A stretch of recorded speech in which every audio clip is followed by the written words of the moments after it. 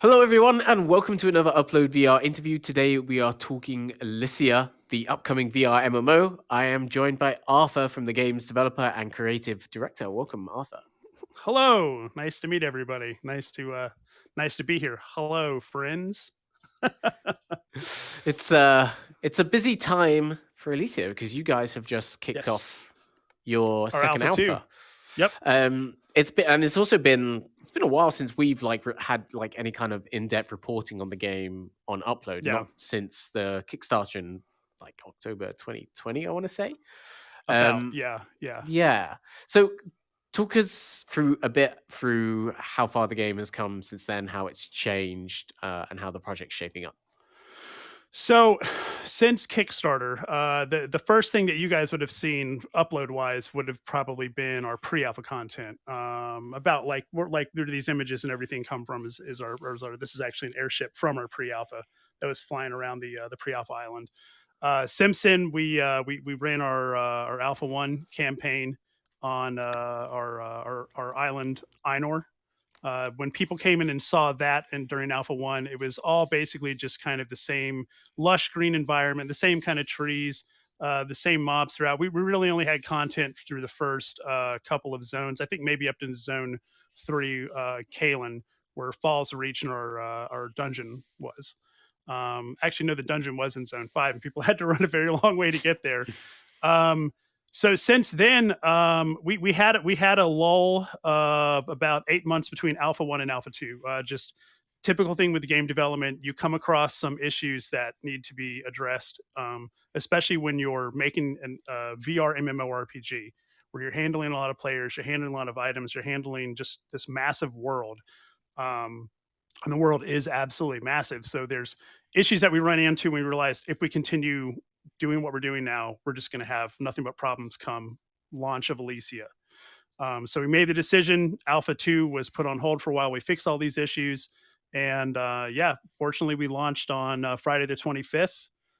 Reception for Alpha 2 has been amazing.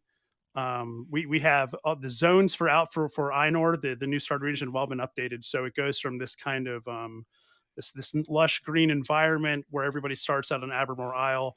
You go into Zone 2 Arnon, which starts to be a little bit more fall. Falls Reach is really where the fall area starts, and then you get into Zone 4, which is Dale, and this leads you into like the snowy area, which then leads you into the volcanic area and Mordan, which is where. So we have 2 dungeons right now in our Alpha 2. The Troger dungeon, as it's called, which is in Falls Reach, and then we have Balramos, which is what the Alpha 2 is named after, the Rise of Balramos. And with this came a lore update. So this is, and it's kind of what people can expect from us. We added in our Alpha 2 brings in a new race. It brings in these updated magic skills, and so we decided we weren't just going to put this in. We wanted to make it part of the story. So the zones are updated because this ancient evil rose. The elves are there because they need to train the humans, the Laginans, in magic and these more powerful ways of fighting these more powerful enemies. So when players come in and experience a story now, this is much more than just like, yep, it's a Alpha 2 update. It's more of like, here's some game lore, here's the game, and this is a nice little chunk of what you can expect from us moving forward into all this. And so you mentioned dungeons there, you mentioned new zones. How much of Alpha 2, kind of what percentage of that is what you expect the final game to take up when you're ready for launch? Is this pretty much it, or is there a lot more to Oh add no, before there's launch? so much content. Just like how pre-alpha to alpha 1 there was this big step. Alpha 1 to alpha 2 has been a huge step. Alpha 2 to beta 1, beta 1 is basically where everyone's going to go, wow, they're really making a really big MMO in VR. We're bringing a new region, 2 new races. We have pets, hunter pets coming, guilds, guild faction wars, massive PvP areas. I think we're trying to bring in another raid. Oh man, there's just so much that's coming in beta one. We're finding so much stuff too. Melee combat, range combat, magic is getting refined. We're bringing in a new way of using magic. Right now, we have it where you need a wand or a staff. It feels very Harry Potter too. You do a lot of these big gestures with your arms and your hands and everything. Mm. We're bringing back the hand-based gesture movement, which actually we got really excited because one of us, we were playing Ghostwire Tokyo, and I was Oh like, yeah. man, yeah, this is exactly, we'd already had gesture-based magic in our pre-alpha. And we saw that and we were like, yeah, this is really cool. So people really like this. We're definitely bringing back like these really nice, like hand-based gesture, magic spells and everything, incorporating wands, incorporating staves. Cool. So that's beta one, and that's given the break you've had between these two alphas, that's probably still some ways out. Um, I don't want to say exactly, but what took us so long to get from alpha 1 to alpha 2, it's not going to be the same amount of time to get Okay. from alpha 2 to beta 1. Yeah. It is coming later this year, beta 1 is. And we've kept our scope realistic on it. And Mm. because of our devs, because of our artists, we've hired people that are incredibly talented and are very able to look at big problems and compartmentalize them down to be able to work on small chunks at a time. And what made alpha 2 and what got us alpha 2 was a smaller amount of time than having to fix the large bugs that we had. We were able Mm. to add in, I think cooking actually works at the moment. We just didn't want to add it to alpha 2 yet. Mining, smelting work in the game, but we just didn't want to add that yet because we just didn't want to add so much to alpha 2 that it starts looking like a complete game and people treat it like it's a complete game. We need people to test and we need to still test features. Yeah. Yeah. Well, it sounds like there's loads going on, and when it comes to the full release, obviously we just saw Zenith launch in early access. Is that Mhm. something that past the betas you'll be doing? Like, do you think your Steam release will first be an early access release, and also then for the betas, are you going to be doing like a wider rollout to get more players involved for those stages? So regarding early access, my only issue with it is when you choose to do early access, you have two choices to make. You either make the game you're making, you make the whole thing and you put everything out there and you say it's early access, there's going to be bugs, there's going to be all these issues you're going to run into, there's going to be holes in the world, there's going to be places where the floor doesn't meet up. Maybe you go to complete a quest and all the quest parts aren't there. And so the overall experience people have is like, well, yeah, it's early access and we're still working on it. But here's the game. The other side of that is you take your game and you say, we want to release it as early access. Let's make it so that it feels complete when people get in. So maybe the whole world isn't there. Maybe it's half the world size. Mm. Maybe, and really that's kind of the big thing is that in our perspective anyway, adding features in isn't what takes the time. It's creating this massive world. I wish I had sent you guys a map of Einor. It's 16 kilometers squared. The pre-alpha island was 12 kilometers squared. Our world itself will be made up of 25 regions of about that same size. Wow. So for us, it's a matter of if we ever chose to do early access, if we did, we'd have to make a game that feels complete. It doesn't feel like an early access game. So for players, they get a complete experience, but for us, we know there's a lot that still needs to be added in and put in to make it feel like our vision of a complete Elysia. Mm. Yeah, and then on the beta front, is that going to be a wider rollout to players than the first two alphas Yes. have been? So actually today, we're finalizing our store to sell beta 1 keys. With that comes, we have some exclusive pet, exclusive mount, and an exclusive weapon, just kind of like things that you would have seen in Alpha 2. I think the pets are these little tiny little Toka guys, these little lizards that we have in the game. The mount is based off of the lava area. The weapon is, I think we call it the beta blade, and it's just this silver keyblade looking thing that's shaped like a little beta logo on the end of it. And these are all things that'll be available in the store, so players will be able, people will be able to buy into beta one. Our whole plan is to try to get as many people into beta one and testing phases as we can. We even have plans for occasional free weekends where we just, scream to the public, "Hey, come help us crash the servers and let's see how many it takes to do it." Cool. The good thing is our Alpha 2 launch, no server crashing. Everybody was able to download the clients, create their accounts on Mage Portal, and download the game, get in the game without any issues. So it's been great. We launched, Alpha 2 launched, no network issues, and that was a really good thing for us. So when you did your Kickstarter campaign a couple of years ago, obviously as Kickstarter campaigns go, you had this long list of things you wanted to get into the game. Many of them you're talking about today, like pets and things like that. Is everything that was on that Kickstarter page still going in? So Guardians and Titans, PvP, Professions, Caravans, those are all still in the works as well? I mean, if we talked about it in the Kickstarter game, I thought you were going to ask me about the reward tiers with working with players, which I'm happy to answer that as well. No, that is core Elysia. So once again, Elysia has that. Guardian fights these massive natural creatures, Titans, which are these magic wrought like these massive machines that the essence of Guardians were taken from to make these huge warriors. These are things that groups of players will encounter either as raids or just as just naturally occurring in the environment. You'll just kind of Monster Hunter-esque where you are walking around and this thing just comes out of nowhere. And now it's either you try to take it down alone or you need to find a hunting party to help you take it down. Caravans are part of our player housing system. It's one of the things that you can. It's pretty much a player house that you can move from town to town once you get it. That you can use to rest inside. Some of them will have like blacksmithing stations and cooking stations in them. That's part of how players will kind of like help each other throughout the world and throughout their travels. Is that well, I'm a cook, well, I'm a blacksmith, or I'm a blacksmith, I'm a leather worker. So we can combine together and help make each other weapons and armor. You can sell them to other players when you do so. Those are the things that are core Elysia and players can expect to see when we go to launch. Our devs are actually started working on beta 1 yesterday. And this was part of the list of everything that we've laid out and said these are the things that we need to start working on. Yeah. Cool.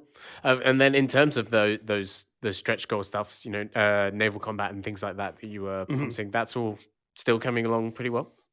That's all part of all of this. Yeah, is we say this is a thing that we created these stretch goals because they were things that we thought this is what we want to see in Elysia. So why don't we see if other people want to see them in Elysia?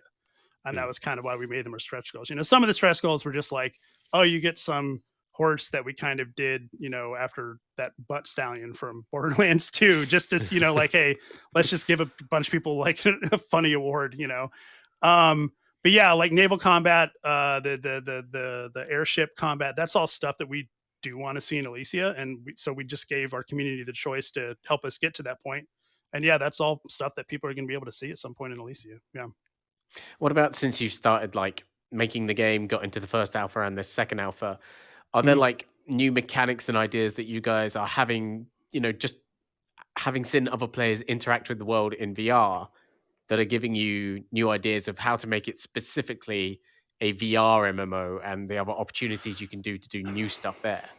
Yeah. I don't want to get too specific, but so like for us, a big thing is world interaction, right? We've got dungeons, not just dungeons, but we have like these areas where players will discover like a tower to climb with treasure at the top, or some deep cave, and it's all about climbing and exploring. As we said since the beginning, Elysia is not just an MMO. There's also these like Tomb Raider, Drake's Uncharted kind of exploration stuff we want to do, because it's with VR you can climb. You want to be able to do what you can do in real life, right? If you go out into the woods and there's like a magnolia tree, you're like, well, it's easy enough for an adult to climb this, I'm going to climb up a little bit, or jump down off something, climb up something. It's what we want in Elysia, and we want it to be that when you do that, there was a purpose to it. It wasn't just I can climb this, I climbed it, there's nothing there, or there isn't really any sense of accomplishment for having done it, right? So you get to we really want that sense of like interacting with our world when it comes to all these dungeons, and we don't have that yet, and it's coming because of all this testing. And we see people saying, "Oh, I wish when you get into a dungeon you could unlock a door to the key rather than just like activating a switch or something."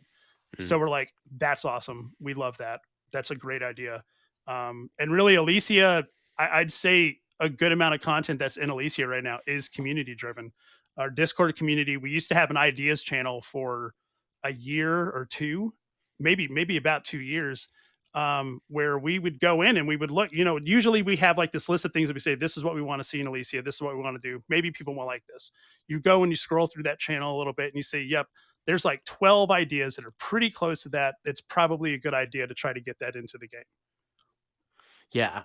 Now, obviously, one of the big things that's happened this year that I'm sure you're very aware of is the launch of Zenith. And how has that game's launch and success influenced the team? Both from your commitment to making this project and doing it the way you want to do it, and then also diving into that game, picking it apart, seeing the bits that you really like, maybe that you didn't like as well, and where you want to end up with Elysia as a different product. So, in regards to Zenith, we've always been very, we've always seen Zenith as Final Fantasy 14 to our World of Warcraft, right? Two products, fundamentally different companies, fundamentally different games. And, to us, we're basically just these two products that exist happily together on the workspace, right? I've played Zenith at this point. I think most of us on the team have played Zenith. It's got its fun points. It's got its places things I wouldn't do. But it's a great game otherwise. The art style is great. I think it's a beautiful world. I'm really stoked for the success they've had, Series A funding, Series B funding. It's been great to see that there's that much funding out there for VR studios making great products. Yeah. For us, it's really, it's been a boom. We kind of are getting an idea of our worth now. For any future plans that we may have moving forward. But yeah, I would say, I would say that there's not really anything they do that I would say I want to do. And I don't think there's anything that we do that they probably say we should be doing that. Right. I think it's interesting because I think I was watching through I haven't played Alpha 2 yet, but I've been watching through some of the videos today. And I think when you watch the early game content specifically, it's very, very easy to draw comparisons between the two. Right. But it is about what you're saying about like Zenith launched in early access, and it does have that thing of, I love the game. I said it was great. I gave it a recommended. Right. Yeah. But it is that thing of the textures don't match up. It's not a fully polished world, but they've started at a place where people are coming into that and they're going to build it out from there with what they already have. Right. And right. I'm going to be really interested to look at after you get past that early content and as they start honing in on what they've got from early access and you start building on what you want to be a full game at launch, right? How those paths diverge. Yeah. That's kind of the way we see it too, is where we are now. We are getting a lot of comparisons to Zenith, and we're getting a lot of comparisons to Zenith as a launch product versus our Alpha 2. I see that as a huge compliment to us and what we've done so far, that we can be compared and stand so well next to them. Mm-hmm. It makes me excited for our continued future as a product and as a company and what we're bringing to everybody. Obviously launching in Alpha 2 when we've been late, it was a very nerve-wracking experience. We're very concerned about public reception. We've gained, I think, 400 or 500 followers over the weekend on our Discord. We've had 30 plus streamers. I think Z Storm Gaming has close to 30 hours in Elysia streaming at this point. Day one was 13 hours straight. We had a weapon bug that was making weapons drop, and he lost his two weapons 6 hours in, and spent the rest of the 13 hours just fishing and exploring and just running from mobs and stuff. I'm very excited for players to see what we're bringing, especially in beta 1. Beta 1 is going to bring so much more content. Beta 1 brings 2 new races to the game. It brings another region to the game, might even be another 2 regions to the game. It's going to be a massive content update for us, and it's going to be, as I said earlier, it's going to be another big step in the direction of Elysia becoming a true VR MMO. Yeah, and you mentioned the Zenith team's funding and how encouraging that was. If you've got a big road going, like stretching out until launch, what kind of confidence can you give your audience that you're going to make it there at the end of the day? Like, VR is a tough market. Like, what can you tell people about in terms of your team size, your expansion? You obviously have your Kickstarter funding, but where you're hoping like money is going to take you in the future, or where you're going to get money to take you in the future. So the good thing, VR is this VR is a very new space, right? It's been around for about 5 or 6 years, but in the past couple of years is when it's kind of exploded. COVID really is what exploded. Everybody's stuck at home. VR blew up at that point, right? We used to get some offers for funding, before COVID, and they were never really great. So we stuck with Kickstarter. Our Patreon people have been amazing. That's one huge revenue source for us that kept us going. But recently for us, it's just been a lot of private investment. And it's been keeping the game funding. It's not something we really talk about publicly a lot. But yeah, since Alpha 1 to Alpha 2, we also went from a studio of about 5 employees to 14. Okay. Yeah, and this is the next few months for us are going to be bringing more expansion on their team. Team growth is, our team size is going to grow by a good bit as well. And a lot of this is going to end up, I'm sure, becoming public pretty soon as we continue to move down this road as a company. Cool. The last thing I pretty much had to ask today was Quest 1 and PSVR 1. Are those still in the roadmap, or are you going to focus maybe on Quest 2 and, if it's happening, PSVR 2? Oh, we have a bunch of users are using Quest 1 right now. Cool. We always make sure that we still run on the hardware. If it's still in the market, to me, it's still relevant. PSVR 1's the exact same thing. We're still deving for that. Looking forward to PSVR 2 with the thumbsticks finally. But yeah, I mean, there's, not everybody can run out and grab the newest, hottest thing. So we have to keep that in mind as we continue to move forward as developers. Cool. All right. Well, Arthur, thanks so much for joining us today. It's been great to get an update on Elysia. Looking forward to jumping into the alpha, hopefully myself. Just let us know, and I'd love to give you a tour of the game. If I may, really quick, I would love to say, of course, thank you so much first to UploadVR. You guys have always been amazing. Thank you to all the streamers that have helped, make Elysia, be seen a bit more on Twitch. Thank you to our community. Yeah, we wouldn't have made it through Kickstarter without you guys. Thank you. Our Discord community is even where, our business director came from. We hired a lead dev through Discord. It was amazing that we started that. Our mods and our admins are amazing. Our community manager, Sam, has been incredible through this, and just the entire team. I'm just going to name them off if you don't mind. Just Jared, Jason, Josh, Sammer, Abby, Kevin, Pam, you guys are awesome. And without them, without our team, Elysia would not be what it is. Without our community, Elysia would not be what it is. Without you guys, it wouldn't be what it is. And I really thank you guys for that. This has been great. Cool. Yeah, well, we absolutely look forward to seeing what's come in the future. And for more interviews on Upload, make sure to subscribe to the channel, hit the notifications, like, subscribe, everything like that. And we'll see you soon. Bye.